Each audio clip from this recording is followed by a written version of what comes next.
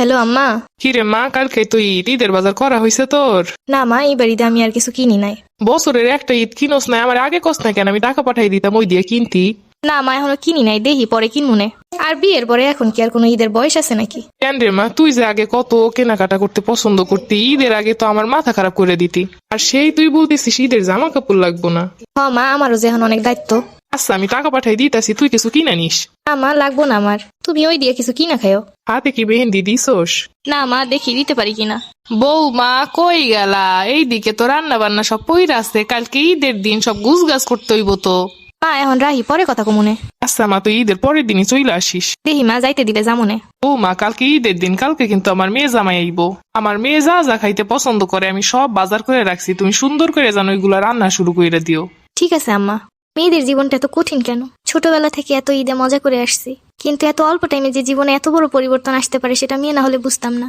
বৌমা এখনো উঠতেছ না? ঈদের দিনটাও যদি এত বেলা পর্যন্ত ঘুমানো লাগে, 7টা বাইজা গেছে, এখনো কোনো রান্না বান্নার খোঁজ নাই। মেহমান সব আইসে চইলা যাইবো।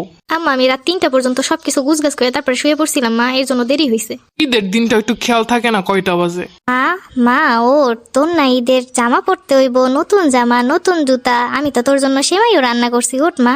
মা, আমি কি আর কোনোদিন আমার পুরোনো দিনগুলো ফিরে পাবো না? মা, আর কি কোনোদিন পুরোনো ঈদ ফিরে আসবে না আমার? বৌমা মেহমান আসছে, সব খাবার দাবার দাও। সকাল থেকে কাজ করতে করতে মাথা ঘুরাচ্ছে, একটু বসতে আসলাম। হ্যাঁ মা, আসি। কিরে মা, সকাল থেকে ফোন দিতাছি ধরস না কেন? মা, একটু কাজে ব্যস্ত ছিলাম। ঈদের জামা কাপড় পরছিস, মেহেন্দি লাগাইছিস? না মা, এখনো পড়া হয় নাই, পড়বো অনেক ফ্রি হইয়া। কি বলিস, 2টা বাজলো দুপুর, এখনো পর্যন্ত ঈদের জামা কাপড়ই পরিস নাই? তারপরে তোমার কথা বলো, তুমি কি ঈদের শাড়ি পরছিলা? আরে মা, আমি তো শাড়ি পইরা তোর খালামণিদের বাসায় সব জায়গায় ঘুরে আসছি। আব্বা পাঞ্জাবি পরছিল। আরে মা, তোর আব্বা পাঞ্জাবি পইরা নামাজ পইরা আইছে। কখন হইতে ডাকতাছি, এখনো খোঁজ নাই। আচ্ছা আমার রাহি, পরে কল দিমনে। আম্মা আসতাছি, আমি একটু মায়ের সাথে কথা কইতাছি। সারাটা দিনই মোবাইল হাতের কাছে রাখুন লাগে। আচ্ছা আমার রাহি, পরে কথা কমুনে। সবাইকে অগ্রিম ঈদের শুভেচ্ছা। বিয়ে হওয়ার পরে মেয়েদের ঈদ মনে হয় এমনই হয়।